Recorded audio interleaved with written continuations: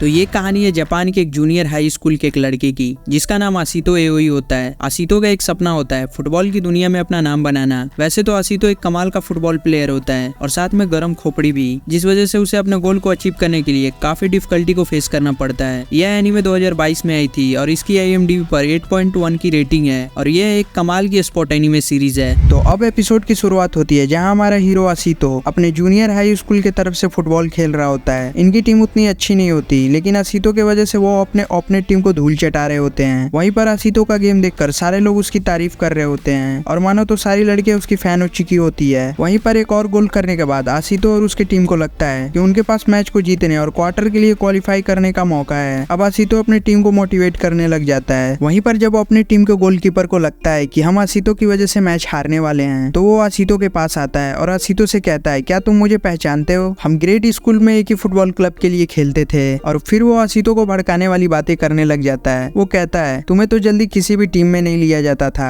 क्योंकि तुम बॉल के लिए भूखे होते हो और लास्ट में तुमने वो क्लब भी छोड़ दिया। वहीं पर आसितो उसकी बातों को सीरियसली नहीं लेता और कहता है, ओ हाँ, तुमने एकदम सही कहा, लेकिन अब तुम देख सकते हो मैं इस टीम के लिए खेल रहा हूँ। चलो ठीक है, अब मैं चलता हूँ, तुम मैच जीतने की पूरी कोशिश करना, बेस्ट ऑफ लक। इतना कहने के बाद आसितो वहाँ से जा ही रहा होता है। तभी वो बंदा उसकी टीम के बारे में बोलने लग जाता है। वो कहता है, तुम्हारी टीम एकदम डफर है, वो केवल तुम्हें बॉल पास करते हैं। और वो देखता है कि इतने से बात नहीं बनने वाली। फिर वो आसितो की मम्मी के बारे में उल्टा फुल्टा बोलने लग जाता है। वहीं पर आसितो की मम्मी भी जॉब से छुट्टी लेकर उसका मैच देखने आई हुई होती है। उसकी मम्मी कहती है, मुझे लगता है जूनियर हाई स्कूल मैच के लिए ये क्राउड कुछ ज्यादा ही है। तभी इधर आसितो अपने टीम के गोलकीपर, जिसने उसकी टीम और मम्मी के बारे में उल्टा बोला होता है, उसे रेल दिया होता है। वहीं पर मैच देख रहा एक बंदा आसितो पर मुस्कुराता है और इधर आसितो को टीम से अब बाहर निकाल दिया जाता है, जिस वजह से उसकी टीम हार जाती है। अब इधर मैच खत्म होने के बाद आसितो की मम्मी उस पर काफी ज्यादा गुस्सा होती है। तभी वहाँ आसितो का कोच भी आ जाता है। वो आसितो से कहता है, तुम्हारा मैच देखने के लिए कुछ बड़े लोग भी आए हुए थे और तुमने अपना स्कॉलरशिप पाने का मौका भी खो दिया है। तुम्हें क्या जरूरत थी उसे पीटने की? अगर यहाँ आसितो ने मैच जीत लिया हुआ होता तो उसे एक अच्छी खासी स्कॉलरशिप मिलती, जिससे वो एक बढ़िया फुटबॉल क्लब ज्वाइन कर सकता था। लेकिन आसितो ने इस मौके को खो दिया होता है। अब हमें वही बंदा दिखता है जिसने आसितो को देखकर स्माइल की थी। वो एक बीच किनारे किसी से फोन पर बात कर रहा होता है। तभी वहाँ आसितो थके हालत में दौड़ता हुआ आता है। वो बंदा आसितो से कहता है, बस कर भाई, अब कितना दौड़ेगा? पिछले 2 घंटे से दौड़ रहा है, अब रहने भी दे। अब आसितो उससे पूछता है, आखिर तुम हो कौन? वो बंदा कहता है, मैं काफी समय से तुम्हारा यहाँ इंतजार कर रहा हूँ। तुमने तो आज गेम में एकदम भूचाली मचा दिया।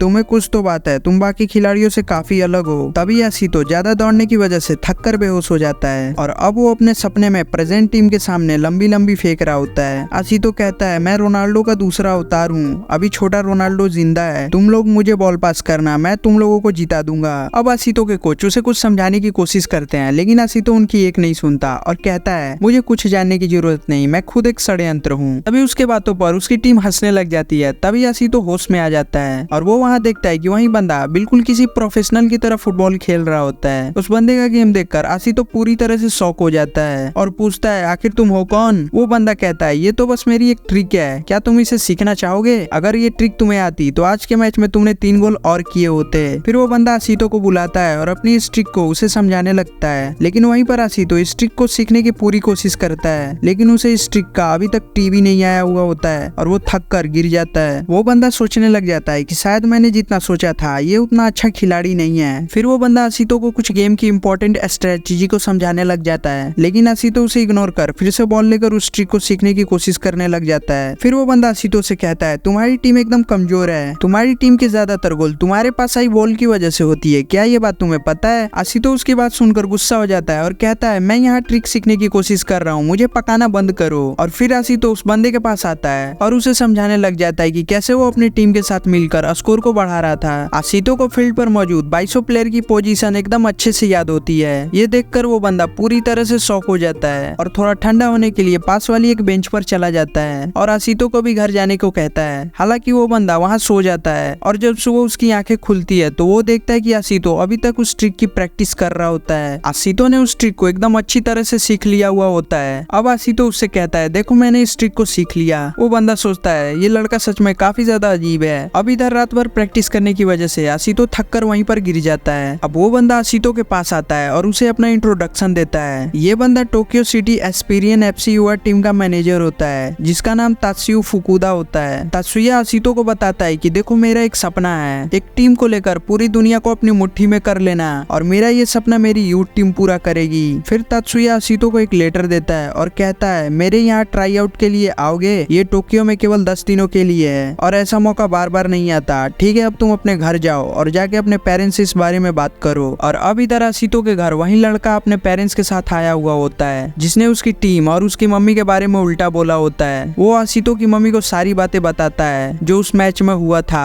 और उनसे माफी मांगता है। और अब यहाँ आशितो अपने स्कूल ग्राउंड पर प्रैक्टिस कर रहा होता है, तभी उसके पास 2 लड़कियां आती है और वो उसकी तारीफ करने लग जाती है। और तभी वहाँ पर आशितो के कुछ दोस्त भी आ जाते हैं। उसके दोस्त कहते हैं हम लोग यहाँ पर समय निकाल के आए हैं, क्यों ना एक गेम हो जाए। फिर वो सब फुटबॉल खेलने लग जाते हैं। वहीं पर आशितो का गेम देखकर उसके टीम के बंदे कहते हैं आशितो तो पहले से काफी ज्यादा तेज हो गया है। और इधर आशितो सोचने लग जाता है जब उसने अपनी मम्मी से टोक्यो जाने के लिए कहा होता है, उसकी मम्मी ने उसे साफ मना कर दिया होता है। वो कहती है अभी तुम बहुत छोटे हो और अभी हमारे घर की हालत कुछ ठीक नहीं है। और अब इधर मैच खत्म होने के बाद आशितो का एक दोस्त बताता है कि उसकी टीम फुटानी हाई स्कूल के लिए सिलेक्ट हो चुकी है। तभी वहाँ पर आशितो का बड़ा भाई शून आ जाता है। वो आशितो से कहता है अरे भाई आजकल तुम बड़े लेट घर आते हो, मैं आज काम पर नहीं गया था तो सोचा तुम्हें लेने ही आ जाऊं। अब रास्ते में शून आशितो को तात्सुयो फुकुदा के बारे में बताता है। शून बताता है तात्सुयो फुकुदा इंटरनेशनल लेवल पर एक कमाल के फुटबॉल प्लेयर थे जिन्हें चोट लगने की वजह से संन्यास लेना पड़ा और उन्होंने ही तुम्हें इन्विटेशन दिया है, तुम्हें वहाँ जरूर जाना चाहिए। फिर शून अपनी पूरी सेविंग आशितो को दे देता है और कहता है इसे बर्बाद मत करना और तुम्हें जो करना है तुम वही करो। और यहीं पर फर्स्ट एपिसोड खत्म हो जाती है। इसके नेक्स्ट एपिसोड के लिए इस वीडियो को लाइक कर देना और हाँ, चैनल को सब्सक्राइब कर देना। मिलते हैं इसके नेक्स्ट एपिसोड में। Bye bye.